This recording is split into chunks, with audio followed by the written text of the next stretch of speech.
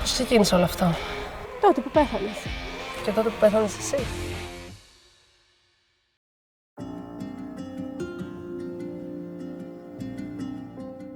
Ξανά στις μεταμοσχεύσεις οργάνων, αλλά και στη μεταμόσχευση μυελού των οστών, που αναφέρονται και είναι δεύτερες ευκαιρίες στη ζωή. Ευκαιρίες που δεν δίνονται σε όλους, είτε λόγω έλλειψης δωρητών και δοτών, είτε λόγω συστημικής καταπίεσης και άγνοιας. Σήμερα συζητάμε με ακόμη 2 άτομα που ζουνε χάρη στην ευκαιρία που κατά τύχη τους δόθηκε και δεν μπορούσαν να είναι περισσότερο ευγνώμων γι' αυτό. Πρώτη σήμερα εμφανίζεται η Βίλη Παπά, μία νεαρή γυναίκα που πριν από κάμποσα χρόνια έκανε μεταμόσχευση μυελού των οστών και σήμερα ασχολείται ως ψυχολόγος. Ασχολείται με τις εναλλακτικές μορφές ψυχοθεραπείας και τη δημιουργία τέχνης. Εγώ έχω ανεμία Φανκόνη και έχω κάνει μεταμόσχευση μυελού το 2016 όταν ήμουν 17 χρονών στη Γαλλία. Η ανεμία Φανκόνη είναι μια πλαστική ανεμία όπου ουσιαστικά ο μυελός των οστών δεν παράγει τα κύτταρα που χρειάζεται στο αίμα, στην ποιότητα και στην ποσότητα που χρειάζεται το ανθρώπινο σώμα. Και πώς το νιώθεις κάπως στο σώμα σου? Όχι, γενικά τα αιματολογικά προβλήματα δεν έχουν κάποια άμεση επιρροή όπου να έχεις κάποιο πρακτικό πρόβλημα. Ουσιαστικά απλά έχεις ατονία, δεν έχεις αρκετές, δεν μπορείς να λειτουργήσεις στον ίδιο ρυθμό που λειτουργούν τα υπόλοιπα άτομα, γιατί κουράζεσαι πολύ πιο εύκολα. Και η διάγνωση ήρθε σε ποια ηλικία? Το 2002, ουσιαστικά, μετά από μια γαστρεντερίτιδα όταν ήμουν μικρούλα, μπήκα στο πέδανο που η αρχική διάγνωση ήταν θρομβοπενία, η οποία ουσιαστικά είναι έλλειψη αιμομεταλλίων. Οπότε μου κάνανε μετάγγιση, έμεινα στο νοσοκομείο κάποιες μέρες και μετά από μισό χρόνο, μετά από μερικούς μήνες, μπήκα πάλι στο νοσοκομείο με ουδετεροπενία. Ουσιαστικά δεν είχα ούτε αιμοπετάλια, ούτε ερυθρά, ούτε τίποτα. Αλλά το θέμα είναι ότι δεν βρίσκανε τι έχω και αυτό πήγαινε από το κακό στο χειρότερο, γιατί δεν γινόταν να συνεχίσει αυτή η κατάσταση. Αλλά στην ουσία ο οργανισμός σου απέρριπτε το αίμα που δεχόσουν, δηλαδή σαν να έκανες μια ξαναχάλαγε. και να... Αμέσως, τύπου κατευθείαν γύρναγε σπίτι και μετά από λίγες μέρες κυριολεκτικά ήταν σαν να μην έχει γίνει ποτέ. Ναι. Οπότε ουσιαστικά μου πήραν αίμα, το στείλανε στο Παστέρ. Τι είναι το Παστέρ? Κέντρο Ιατρικών Ερευνών. Στείλανε αίμα για να βρούνε τι είναι αυτό που έχω. Μας έβγαλε όλες τις ασθένειες τις οποίες μπορούσε να διαγνώσει το Παστέρ αρνητικές. Οπότε στη συνέχεια το πέδον έστειλε το δείγμα του αίματος στην Ολλανδία, σε ένα άλλο ερευνητικό κέντρο, το οποίο έκανε τεστ για διάφορες σπάνιες ασθένειες, 17 σπάνιες ασθένειες του αίματος. Όλες βγήκαν αρνητικές και τελευταία περιμέναμε τη Φανκόνη, όπου ήρθε η διάγνωση για τη Φανκόνη. Και παρόλα αυτά η Ελλάδα δεν είχε το πρωτόκολλο, δεν ήξερε το πρωτόκολλο, δεν ήξερε τι είναι η Φανκόνη. Δεν γνωρίζανε και δεν μπορούσαν να το θεραπεύσουν, δεν ήταν εξειδικευμένοι. Όταν λέμε σπάνια, πόσο σπάνια είναι η ανεμία Φανκόνη και γιατί στην Ελλάδα δεν ξέρανε, δηλαδή δεν την έχουν αρκετά άτομα στην Ελλάδα? Όταν λέμε σπάνια, τι σημαίνει? Είναι αρκετά σπάνια, δηλαδή εγώ τότε ήμουνα 551η και ήμουνα η μοναδική στην Ελλάδα μέχρι τότε. Η επόμενη που υποδεχόμαστε είναι η Δήμητρα Ντίλιου, μία επίσης νεαρή γυναίκα που έχει τη δική της ιστορία με την κιστική ίνωση. Ζει και επιτέλους αναπνέει με τους πνεύμονες ενός άλλου ανθρώπου. Η δικιά μου ιστορία αρχίζει από όταν ήμουν μωρό. Είχα κάνει την πρώτη μου βροχιολίτιδα και βασικά έκανα συχνές, οπότε είχαμε πάει στον παιδίατρο. Ήταν σίγουρος ότι έχω κιστική ίνωση, απλά ήθελα να το σιγουρέψουμε με ένα τεστ υδρότα που κάναμε. Οπότε βγήκε θετικό. Τι είναι η κιστική ίνωση για κάποιον που δεν ξέρει τι είναι τελείως έξω από αυτά τα νερά και θες να το εξηγήσεις πολύ απλά τι είναι αυτό που έχεις. Ωραία. Η κιστική ίνωση είναι μια κληρονομική νόσος. Προφανώς δεν κολλάει όπως νομίζουν όλοι, ότι άμα σε ακουμπήσω την κόλλησες. Προσβάλλει πολλά όργανα, κάνεις πολλά φλέμματα και χρειάζεσαι αρκετές νοσηλείες, φάρμακα για να το αντιμετωπίσεις. Έχω και εγώ κιστική ίνωση και είναι αυτό που είπες ότι προσβάλλει πάρα πολλά όργανα. Και το τεστ υδρότα είναι η εξέταση με την οποία μπορείς να διαγνωστείς με κιστική ίνωση. Έρχεται η διάγνωση, Σε ηλικία? Σε ηλικία μηνών, ενός μηνών, δηλαδή πολύ νωρίς. Μέχρι τα 18-19 ήταν όλα πολύ καλά, δηλαδή πήγαινα απλά τον τακτικό μου έλεγχο κάθε μήνα. Και από εκεί από τα 19 ξαφνικά αρχίζει η κατρακύλα. Οπότε μέχρι τα 19 η ζωή πώς είναι? Η ζωή μου είναι σαν αυτό, δεν ξέρω τι έχω, δηλαδή με ρωτάνε και λέω δεν έχω κάτι, μια χαρά είμαι, απλά ξέρεις, λίγο έτρεχα, απλά λαχάνιαζα λίγο περισσότερο από τους άλλους. Έπαιρνα κανονικά τα κρεών μου και τις βιταμίνες που πρέπει να πάρουν και τίποτα άλλο, δεν είχα ούτε χάπια, ούτε σπνεώμενα, τίποτα απολύτως.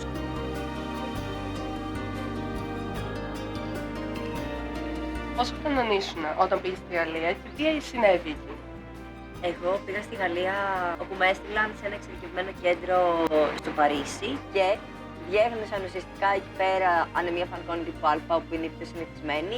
Άρχισαν να με παρακολουθούν στη Γαλλία, στο Παρίσι, όπου πήγα 87 φορές. Όντως. Ουσιαστικά με παρακολουθούσαν εκεί πέρα κάθε εξάμηνο. Τον πρώτο καιρό ήταν πιο συχνές οι μεταβάσεις. Και πηγαίναμε, καθόμασταν περίπου μια εβδομάδα για να γίνουν οι εξετάσεις κτλ. Μετά από κάποιες μέρες, όταν είχαμε τα αποτελέσματα, παίρναμε τα φάρμακα, όπου ουσιαστικά μου είχαν γράψει μια θεραπεία με ανδρογόνα αναβολικά, τα Νιλεβάρ, τα οποία ήταν παράνομα και στην Ελλάδα δεν μας τα δίνανε κιόλας. Δεν ξέρω αν υπήρχαν, πάντως σίγουρα δεν μας τα δίνανε. Τα έπαιρνα από το Παρίσι με κόκκινη συνταγή. Και μας είχαν δώσει και βεβαίωση ότι είναι νόμιμο και ότι το παίρνω για θέμα υγείας. Ποια είναι η πορεία αυτής της ασθένειας? Δηλαδή, έχεις διαγνωστεί, πηγαίνεις εκεί για εξετάσεις, τα αναβολικά σου και τα σχετικά. Ποια είναι η πορεία, ποιο είναι το μέλλον αυτής της ασθένειας?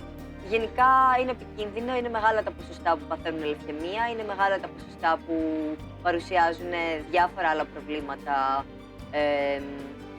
οργανικά, γιατί ουσιαστικά το 80% είναι το αιματολογικό κομμάτι και το υπόλοιπο 20% επηρεάζει σε άλλα ζωτικά όργανα, δηλαδή πνεύμονα, το στόμα πρέπει να παρακολουθείς. Ουσιαστικά είσαι πολύ πιο επιρρεπής από άλλα άτομα. Αυτό είναι το πρόβλημα, ότι οτιδήποτε μπορεί να εμφανιστεί με πολύ μεγαλύτερο ποσοστό σε σένα.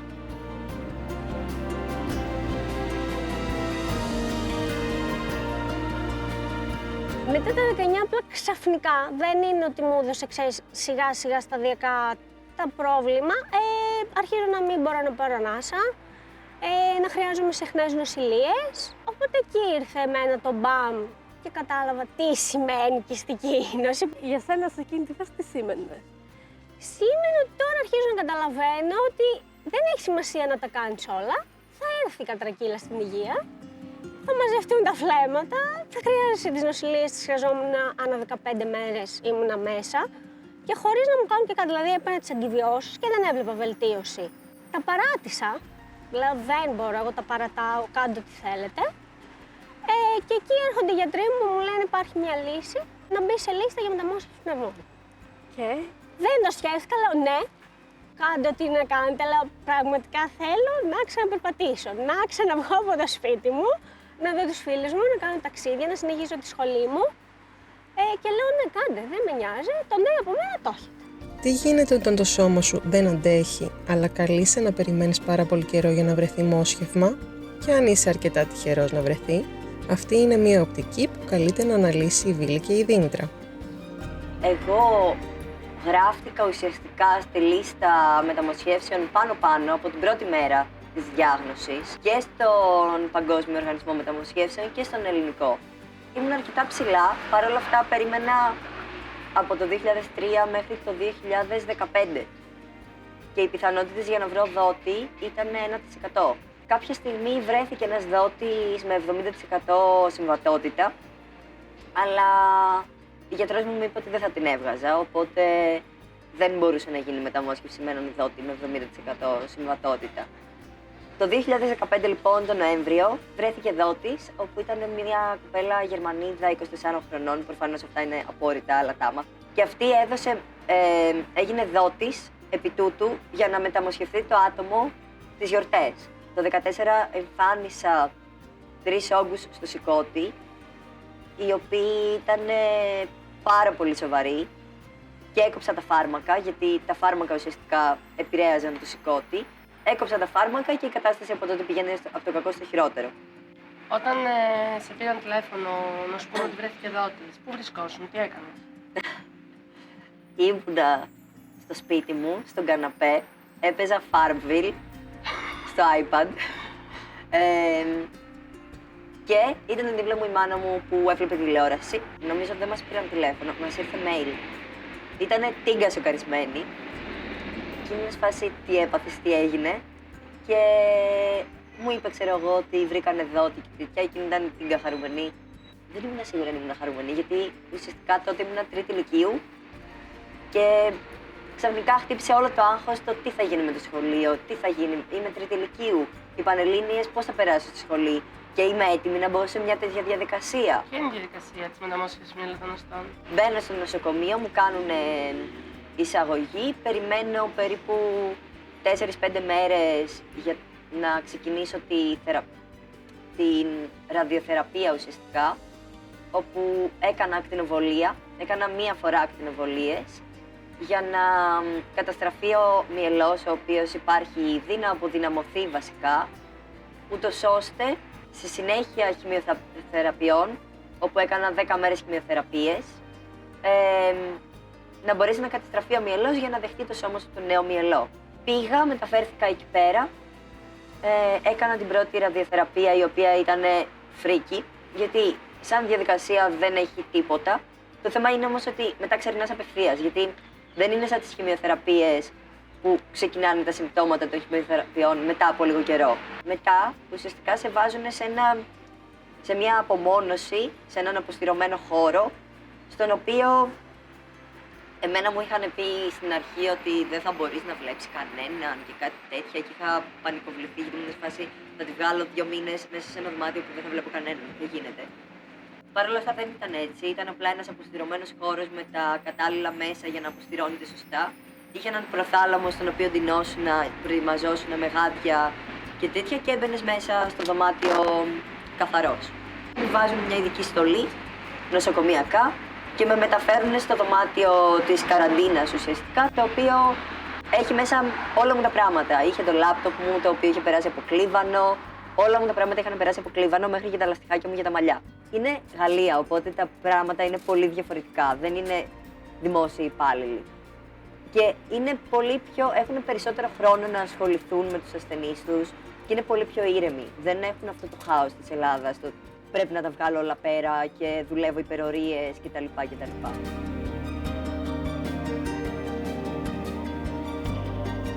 Κάνετε διαδικασίες για προμεταμοσχευτικό έλεγχο. Ναι.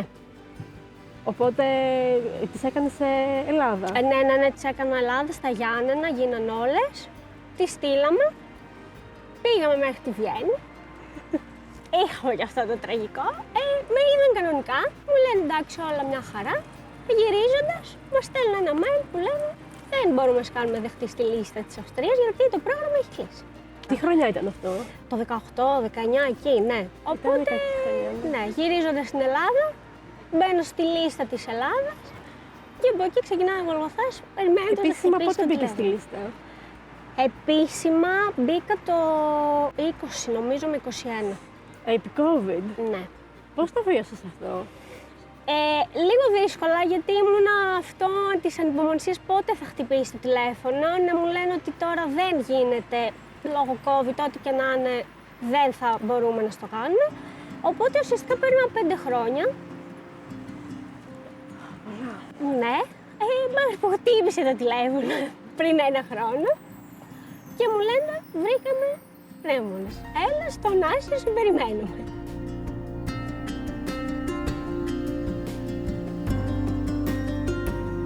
Την επόμενη μέρα ξεκίνησα τις χημειοθεραπείες, όπου σαν διαδικασία τίποτα, απλά άραζα στο κρεβάτι μου, έκανα χημειοθεραπείες και καθόμουν, δεν έκανα κάτι. Όλα έρεαν πολύ φυσιολογικά, απλά έκανα μηδαγγίσεις και ήταν οκ. Μου είχαν βάλει επίσης μετά από 1 μέρα, 2 μετά τη ραδιοθεραπεία, μου βάλανε καθετηράκι, το οποίο ήταν για διευκόλυνση της διαδικασίας για να μην μου τρυπάνε τις φλέβες συνεχόμενα. Όλα ήταν συνδεδεμένα με μηχανήματα τα οποία δεν ήξερα στην αρχή τι είναι αυτά τα μηχανήματα, γιατί κάνουν θόρυβο, πανικοβαλόμουν. Ξεκίνησαν οι χημειοθεραπείες. Μετά από 3-4 μέρες άρχισε να φαίνεται η επίδραση της πρώτης, όπου επειδή έπαιρναν πολύ μεγάλες δόσεις για μικρό χρονικό διάστημα από το συνηθισμένο, γιατί δεν είναι καρκίνος να το καταπολεμήσεις σε διάστημα χρόνου, είναι μεταμόσχευση. Οπότε πρέπει να φύγει ο μυελός το συντομότερο δυνατό, να καθαρίσεις. Μένεις σε μία κατάσταση χωρίς μυελό για μερικές μέρες, που είναι τίγκα επικίνδυνη, γιατί η χημειοθεραπεία σου έχει καταστρέψει το μυελό, αλλά μέχρι να έρθει η μετάγγιση του πλάσματος ουσιαστικά για το νέο μυελό που θα δημιουργηθεί, η διαδικασία της μεταμόσχευσης έγινε μέσα σε 5 λεπτά, τίποτα. Ήταν απλά μια μετάγγιση. Είναι και μια γνώριμη διαδικασία όμως για σένα, άλλη μια μετάγγιση. Ναι, ήταν απλά μια μετάγγιση, δηλαδή δεν μου ήταν κάτι σαν διαδικασία. Αλλά όλη η προετοιμασία και όλη η εμπειρία ήταν λίγο what the fuck. Μετά τις χημειοθεραπείες υπήρχε πόνος. Υπήρχε πάρα πολύ κακό. Πολύ κακό. Κακή χημειοθεραπεία. Είναι νομίζω το χειρότερο που μπορείς να πάθεις. Επηρεάζουν έντερο, μετά επηρεάζουν στομάχι, μετά επηρεάζουν ισοφάγο, εδώ το λαιμό τέλος πάντων. Και μετά καταλήγει στο στόμα όλο αυτό, το φάρμακο, που σαν διαδικασία με πόνους κτλ. Όπου ναι, είναι χάλια. Δεν μπορούσα να καταπιώ, δεν μπορούσα να μιλήσω. Ήμουνα πολύ καιρό που δεν μπορούσα να μιλήσω. Παρ' όλα αυτά μου βάζανε μορφίνη, αβέρτα. Καλό αυτό. Πολύ καλό. Ήμουνα πάντα high. Είχε έρθει μια νοσοκομεία να μου βάψει τα νύχια. Που στην Ελλάδα είναι πάρα πολύ δύσκολο να το κάνεις αυτό, γιατί είσαι συνέχεια στο τρέξιμο, είσαι συνέχεια στην πίεση. Εκεί πέρα είχα αποκλειστική δικιά μου νοσοκόμα. Η μία αποκλειστική ήταν πρωί, η άλλη αποκλειστική ήταν το απόγευμα και η άλλη αποκλειστική ήταν το βράδυ, τη νύχτα. Αυτό δεν είναι το σύστημα του νοσοκομείου, το πλήρωνες. Όχι. Ήταν το σύστημα του δημοσίου νοσοκομείου. Είχα ακριβώς την ίδια αντιμετώπιση με το Γάλλο πολίτη.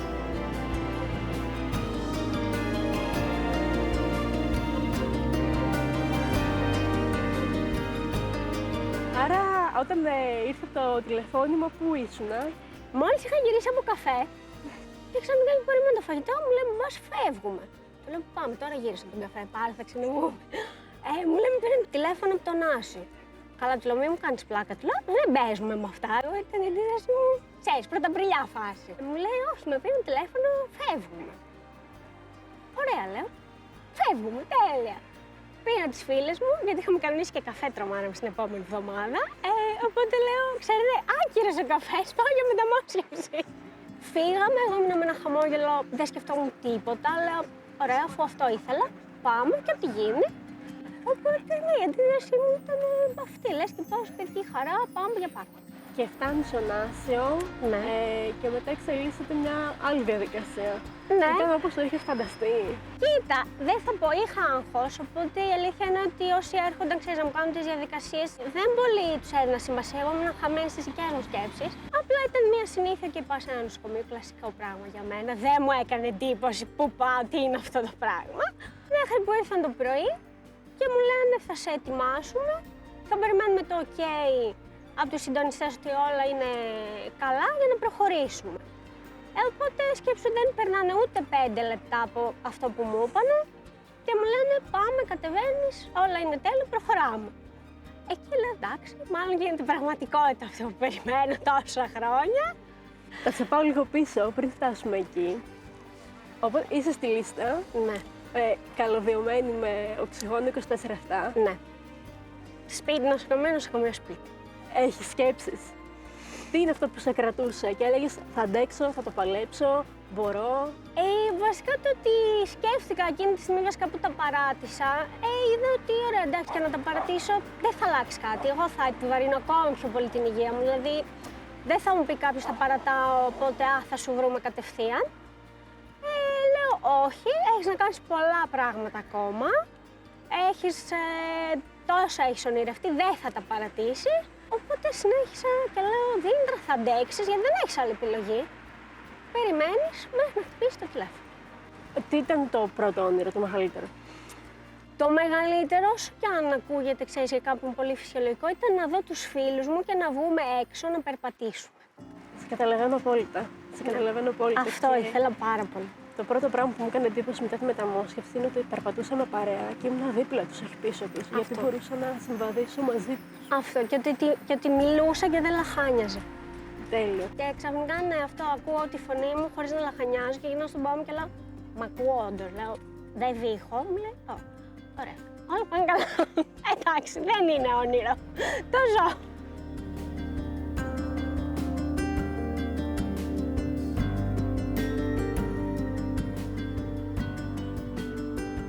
Τι σε κράτησε ζωντανή καθ' όλη τη διάρκεια, καθ' όλες τις δυσκολίες, τους πόνους, τις στιγμές που μπορεί να μην άντεχες άλλο όλη τη διάρκεια?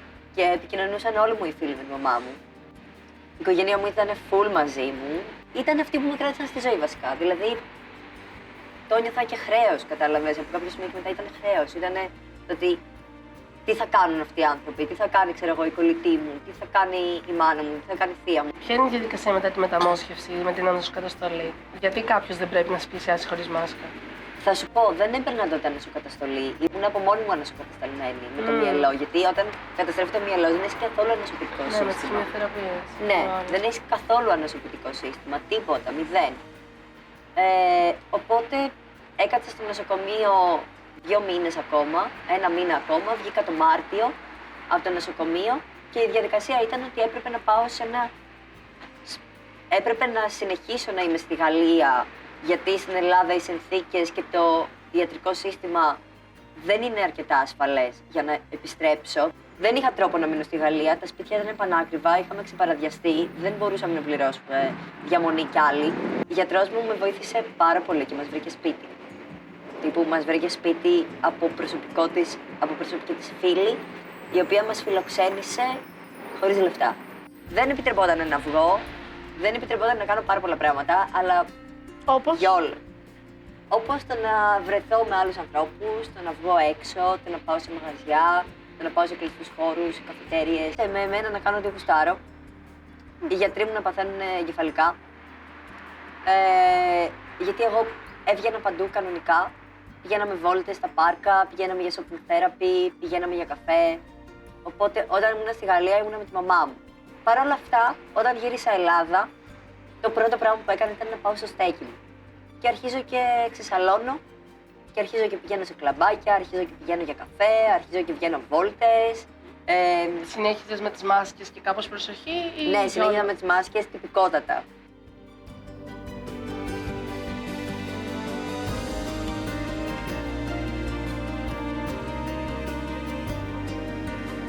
Ξυπνάς από την μεταμόσχευση, έτσι, ανοίγεις τα μάτια.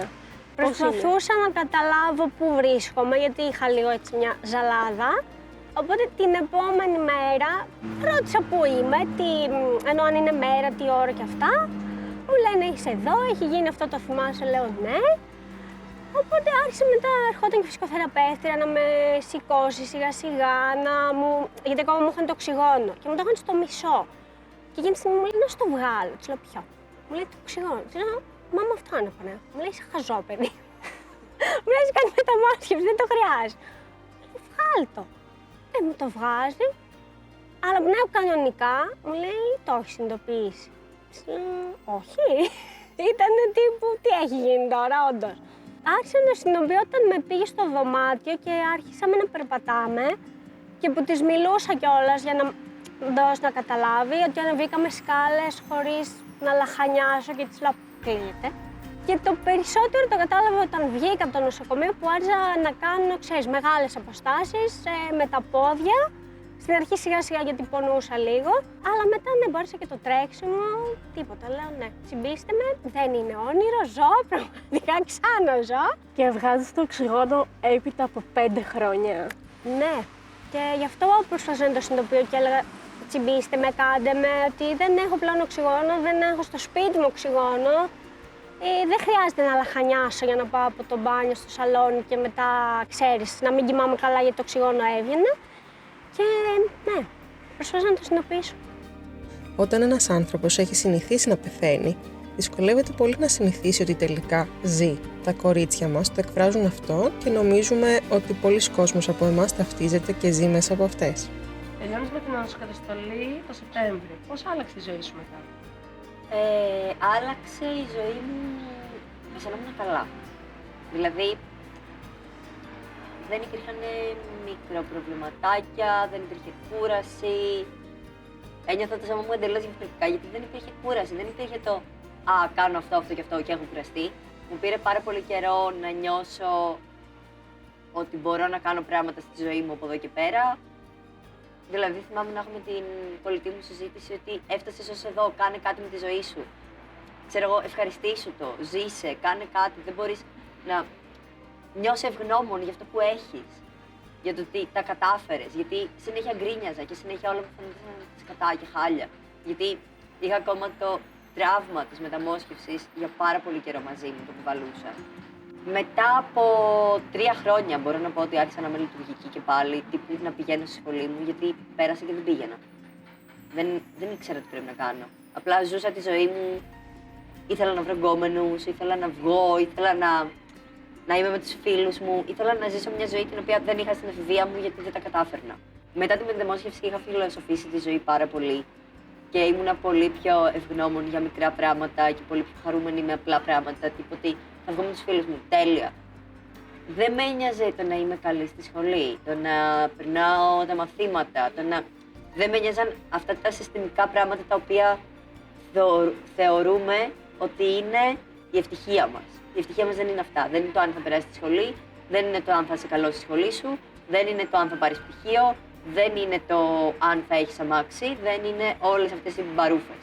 Είναι το να είσαι καλά, το να είσαι υγιής και να έχεις δίπλα σου ανθρώπους που σε αγαπάνε. Ποια είναι η κυρίαρχη σκέψη? Άμα είναι να ζήσει, θα ζήσει. Άμα είναι να φύγει, θα φύγει. Φόβος? Καθόλου. Okay. Όχι καθόλου. Τίποτα, αλήθεια. Αλλά ο μόνος φόβος, τελειώνοντας το χειρουργείο, όλα ξέρεις, θα πάνε καλά, ότι όντως θα βγάλει το οξυγόνο ή αν θα γίνει κάποια επιπλοκή. Δεν έγινε τίποτα. Ούτε εδώ πονάω, γιατί στην αρχή ένιωθα ένα βάρος όταν περπατούσα. Ένιωθα ότι κάτι έχω ξένο πάνω μου. Αλλά με τον καιρό, ναι, τίποτα. Κανονικά στη ρουτίνα μου, τρέξιμο, τους φίλους μου, το διάβασμά μου. Τώρα μπορώ να μπω σε αεροπλάνο ταξίδια που μου έλειψαν. Πότε έχεις γενέθλια? Τα κανονικά μου είναι 22 Φεβρουαρίου και τα δεύτερα είναι 24 Νοεμβρίου. Είσαι 1 χρονών. Ναι, είμαι 1 χρονών. Ξαναζώ και ξαναπερπατάω. Γιορτάζεις? Εννοείται. Αυτή δεν ήταν ερώτηση. Εννοείται να γιορτάζω. Και μη σου πω τα χαίρομαι διπλά από τα κανονικά μου. Είσαι στην εφηβεία και περνάς όλη την εφηβεία μεταξύ Γαλλίας και Ελλάδας πριν τη μεταμόσχευση. Ποιοι είναι οι περιορισμοί, δηλαδή πώς ζεις? Είναι μόνο η κούραση, είναι κάτι άλλο? Αυτό που με δυσκόλευε περισσότερο ήταν οι συμμαθητές μου και το ότι πας στη Γαλλία για διακοπές και πάλι θα φύγεις και εντάξει, είναι καλά, εσύ δεν έδωσες το τεστ και κάτι τέτοια. Ναι, ο νοσοκομιακός τουρισμός. Ναι, ο νοσοκομιακός τουρισμός, μαλακά, πραγματικά. Τα σχολικά μου χρόνια νομίζω με στιγμάτισαν παραπάνω, που υπήρχαν πάρα πολύ τα βλέμματα από τα παιδάκια, υπήρχε πάρα πολύ το «Α, γιατί δεν τρέχεις», «Α, γιατί δεν παίζεις μαζί μας». Είναι κάποιος αυτή τη στιγμή που μας βλέπει, ο οποίος βρίσκεται στο δίλημμα να γίνει δωρητής μυαλού των οστών. Να γίνει. Και πολύ άργησε. Τι θέλεις αυτόν τον άνθρωπο, πέρα από το να γίνει? Το ότι είναι πάρα πολύ μεγάλη μαλακία. Το ότι είναι η πιο εύκολη δωρεά που μπορείς να κάνεις στη ζωή σου, γιατί δεν σε επηρεάζει εσένα σαν δότη, δεν σε επηρεάζει σε τίποτα. Είναι μια διαδικασία μερικών ούτε καν ώρας. Είναι πάρα πολύ εύκολο, γίνεται σαν αιμοδοσία ουσιαστικά. Δεν σε επηρεάζει σε τίποτα στην καθημερινότητά σου. Πας, το κάνεις, πέρα από το να εγγραφείς για δότης, σου λέω το να φτάσεις στο σημείο να βρεθείς συμβατός με κάποιον. Γιατί εμένα ο δότης μου βρέθηκε 100% συμβατός, αλλά μετά από τόσα χρόνια. Είναι πάρα πολύ δύσκολο να βρεθείς συμβατός με δότη μυαλού των οστών. Πάρα πολύ δύσκολο. Αλλά είναι και πάρα πολύ λίγοι. Οπότε και να έχει πιθανότητα ένα παιδάκι 5 χρονών με λευκαιμία να ζήσει, του τη στερείς. Θα έλεγα να πάει να γίνει προχθές. Δεν είναι κάτι κακό, όσο και κλεισέ αν ακούγεται, είναι πολύ πιο πιθανό να χρειαστούμε μόσχευμα από το να δώσουμε. Οπότε αν βρεθεί σε μια τέτοια κατάσταση, θα λέει και θα βρίζει το σύστημα είναι έτσι, το σύστημα είναι αλλιώς, δεν έχουμε δωρεές και γιατί και εκείνο. Οπότε να σκεφτεί αυτό, να γίνει, δεν είναι κάτι, δηλαδή δεν θα στα πάρουνε, θα σώσει σε άλλα 7 σπίτια, δεν θα πω ανθρώπους, σπίτια, που κάποιοι αυτό περιμένουν γιατί μπορεί να τον χάσουν για να μην προλάβουν. Στην Ισπανία, ας πούμε, είναι όλοι. Δηλαδή δεν καταλαβαίνω γιατί στην Ελλάδα το θεωρούμε, ξέρεις, ότι αχ, θα μου τα πάρουν, αχ, εκείνο, αχ, το άλλο. Θα πω να γίνει. Και πρέπει να γίνει. Γιατί πιστεύεις ότι δεν είμαστε σαν την Ισπανία, γιατί πιστεύεις ότι δεν έχουμε πολλά ομοσχεύματα? Θα πω γιατί αυτό ότι ο κόσμος δεν είναι ενημερωμένος. Ακούει από εδώ και από εκεί παραπληροφόρηση, διαβάζει στο ίντερνετ, ακούει άσχετους ανθρώπους ότι ξέρεις κάτι θα στα πάρουν χωρίς να σε ρωτήσουν ή θα σου κάνουν εμπόριο οργάνων. Ούτε καν ισχύει αυτό. Και πιστεύω ότι και πάρα πολύ, συγγνώμη που θα το πω, ότι είναι η Εκκλησία. Που εντάξει, όσοι είναι, ξέρεις, πολύ της Εκκλησίας θα ακούσουν αυτό, μη γίνεις, είναι κακό πράγμα. Τι θα έλεγες σε κάποιον που μας βλέπει αυτή τη στιγμή και περιμένει ένα τηλέφωνο όπως εσύ και είναι σε μια λίστα μεταμόσχευσης? Κοίτα, αυτό που θα του έλεγα σίγουρα είναι υπομονή.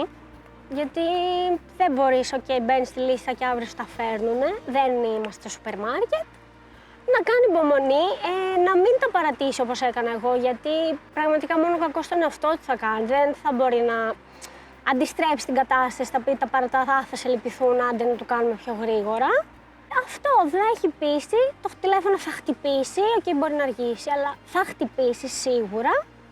Θα συμβεί σε όλους και όταν θα του συμβεί θα είναι ένα θαύμα. Και θα πει άξιζα όλη αυτή την ταλαιπωρία, την υπομονή, όλα αυτά τα τρυπήματα και τα νοσοκομεία, αξίζει, ναι. Νομίζω το καλύτερο που έχεις να κάνεις είναι απλά να βιώσεις ό,τι είναι να βιώσεις και να βρεις ένα σκοπό σε αυτό, δηλαδή ένα νόημα, ότι τουλάχιστον για μένα έτσι λειτουργήσε, ότι όλα συμβαίνουν για κάποιο λόγο και ό,τι γίνει, it's okay, ό,τι γίνει, θα μπορέσεις να είσαι εκεί όμως. Αν δεν μπορέσεις να είσαι εκεί και να υποστηρίξεις ακόμα και τις χειρότερες σου εμπειρίες, με το να τις αποδεχτείς και με το να τις βιώσεις σε όλο τους το φάσμα, όσο χάλια και να είναι, δεν μπορείς να προχωρήσεις παρακάτω, γιατί αυτό είναι που μας κάνει ανθρώπους. Όσο χάλια και να έχεις περάσει, είσαι εδώ. Και όσο χάλια και να περνάς, είσαι εκεί. Είναι μια περίοδος η οποία θα περάσει. Και ας είναι αιώνας και σου φαίνεται 750.000 χρόνια, θα περάσει. Και θα φύγεις από εκεί και θα πας πάλι στο σπίτι σου. Και θα συναντήσεις πάλι τους φίλους σου. Και τι θέλεις να κάνεις όταν βγεις από εδώ μέσα? Εμένα με βοήθησε πάρα πολύ να κάνω λίστα. Τύπου όταν βγω, θέλω να κάνω αυτό, αυτό και αυτό, θέλω να φάω αυτό, αυτό και αυτό. Βίωσε ό,τι είναι να βιώσεις και μείνε εκεί. Πώς σκέφτεσαι την επόμενη μέρα? Τι έχει? Πλέον δεν προγραμματίζω τίποτα. Δεν θέλω να προγραμματίζω γιατί τόσα χρόνια όσο προγραμμάτιζα πήγανε στράφη. Οπότε πλέον ξυπνάω, λέω ευχαριστώ που ζω, ξαναζώ και μπορώ και σηκώνομαι και κάνω. Ζω τη στιγμή. Πλέον ναι. Γιατί επειδή μου ήρθε όλο ξαφνικό αυτό και πραγματικά με είχε ταρακουνήσει, ναι, ζω τη στιγμή γιατί δεν ξέρω πώς θα ξυπνήσω, τι θα μου έρθει την άλλη μέρα. Βίλη, έχεις περάσει όλα αυτά. Ναι. Που μας τα είπες τόσο πολύ ωραία. Ναι. Άξιζε τελικά? Εννοείται ότι άξιζε. Όλα έχουν κάτι να σε μάθουν και όλα συμβαίνουν για κάποιο λόγο. Είτε είναι σε σένα, είτε είναι σε κάποιον άλλον. Οτιδήποτε συμβαίνει στη δική σου ύπαρξη, τη δεδομένη στιγμή που βρίσκεσαι σε αυτόν τον πλανήτη, έχει να σε μάθει κάτι και είναι μια δοκιμασία την οποία η ψυχή σου πρέπει να περάσει. Μια σκέψη, σαν επίλογος.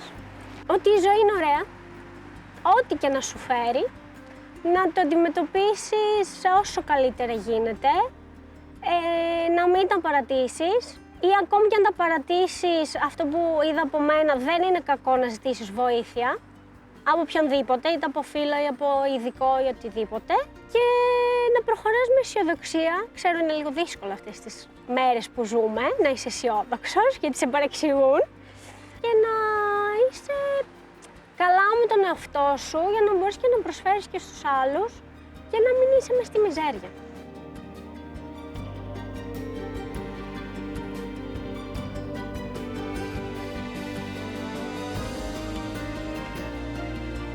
Η Βίλη και η Δήμητρα κάπως φτάσαν ως εδώ ζωντανές.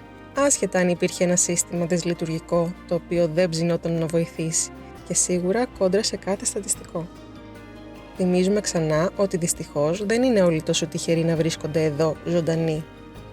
Σε επόμενο επεισόδιο θα κληθούμε να μάθουμε τις ιστορίες τους.